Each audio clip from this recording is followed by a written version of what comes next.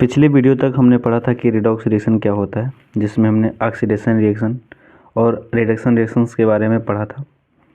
फिर उसके बाद हमने पढ़ा कि क्या होता है ऑक्सीडाइजिंग एजेंट, क्या होता है रिड्यूसिंग एजेंट। आज की इस वीडियो में हम पढ़ने वाले हैं effect of oxidation in daily life. क्या इफ़ेक्ट होता है ऑक्सीडेशन का हमारे दैनिक जीवन में।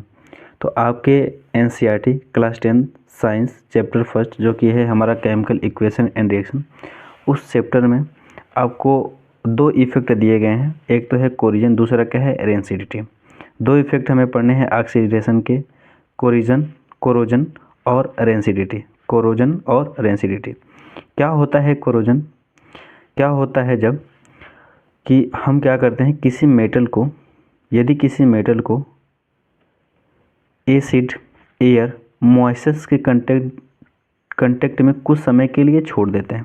मेटल को मॉइस्चर, एयर, एसिड के कंटेक्ट में कुछ समय के लिए छोड़ देते हैं तो उस मेटल के ऊपर हाइड्रेट ऑक्साइड का लेयर बनने लगता है। उस मेटल के ऊपर हाइड्रेट ऑक्साइड का लेयर बनने लगता है, जिससे मेटल क्या होने लगता है, धीरे धीरे वीक होने लगता है। यानी कि मेटल का धीरे धीरे क्या होने लगता है, डीके होने लगता है।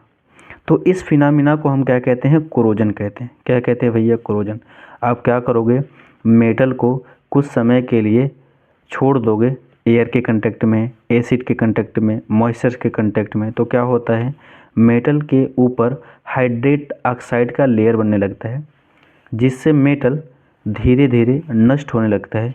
और इस फिनोमिना को हम कहते हैं कोरोजन। क्या है डेफिनेशन कोरोजन का, देख लेते हैं इसको।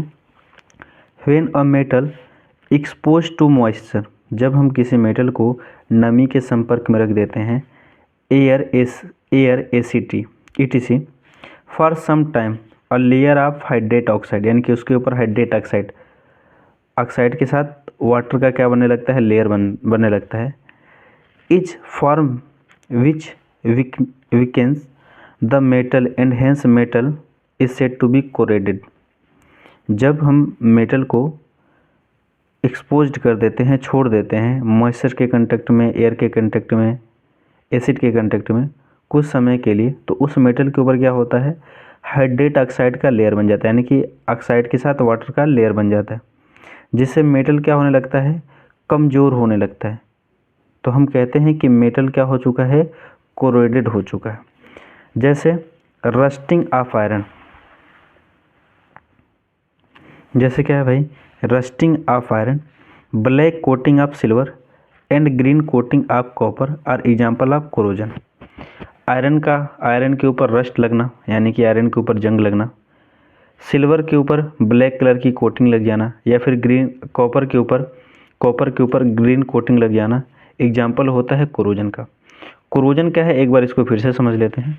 जब हम मेटल को कुछ समय के लिए बाहर एक्सपोज्ड कर देते हैं, रख देते हैं, जहाँ पर क्या है भाई, मॉइस्चर है, एयर है, कुछ एसिड का कंटेक्ट है, तो इससे क्या होता है, उस मेटल के ऊपर हाइड्रेट ऑक्साइड का लेयर बनने लगता है, जिससे मेटल का क्या होने लगता है, धीरे धीरे डीके, यानी कि मेटल धीरे धीरे नष्ट होने लगता है। तो इस फिनोमिना को हम क्या कहते हैं, कोरोजन कहते हैं। एग्जाम्पल क्या है भाई, रस्टिंग ऑफ आयरन, आयरन पर, लोहे पर जंग लगना, rusting of iron. Black coating of silver, silver के ऊपर काले कलर की परत जम जाना। And green coating of copper, और कॉपर के ऊपर ग्रीन कलर की कोटिंग बन जाना। ठीक है, ये सभी एग्जाम्पल होते हैं किसके, कोरोजन के। कोरोजन से कैसे बच सकते हैं, काफ़ी बार क्वेश्चंस पूछ लिया जाता है कि क्या तरीके हैं कोरोजन से बचने के लिए। तो कोरोजन से बचने के लिए हम क्या कर सकते हैं, गैल्वेनाइजेशन कर सकते हैं। गैल्वेनाइजेशन का मतलब होता है कि मेटल के ऊपर जिंक का पतला लेयर चढ़ा देना ही क्या कहलाता है, गैल्वेनाइजेशन। इलेक्ट्रो पेंटिंग कर देना, या फिर उसके ऊपर पेंट लगा देना। पेंट लगा देंगे तो क्या होगा, कोरोजन नहीं होगा। ठीक है, अब दूसरा इफेक्ट क्या है डेली लाइफ में ऑक्सीडेशन का, वो है भाई रेंसिडिटी।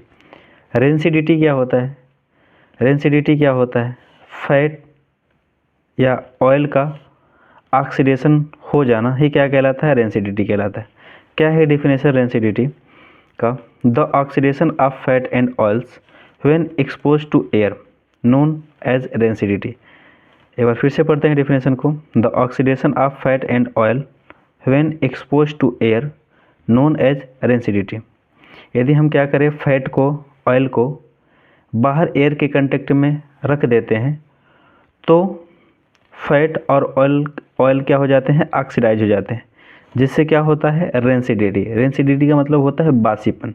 यानी कि आपके पास कोई ऐसा फूड मटेरियल है जिसमें क्या है, फैट है, ऑयल है, इसको बाहर एयर के कंटेक्ट में रखते हो तो उस फूड मटेरियल में क्या आ जाता है, बासीपन। उस बासीपन को ही हम क्या कहते हैं भैया, रेंसिडिटी कहते हैं।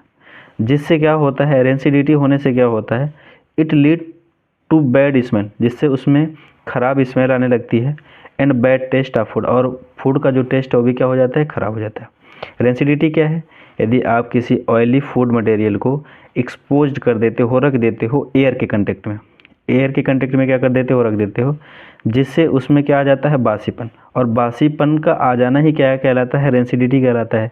जिससे क्या होता है, फूड की स्मेल चेंज हो जाती है, फूड की स्मेल चेंज हो जाती है और फूड का टेस्ट भी चेंज हो जाता है। इस फिनोमिना को हम क्या कहते हैं, रेंसिडिटी।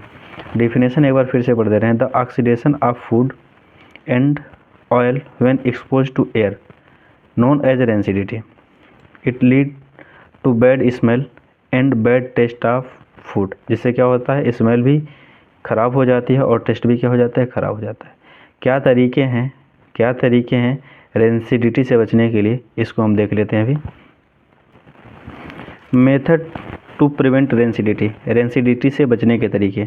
आप क्या कर सकते हो, आप उस ऑयली फूड मटेरियल को किसी ऐसे कंटेनर में रखो जो मॉइस्चर प्रूफ हो, जिसमें एयर ना इंटर कर पाए।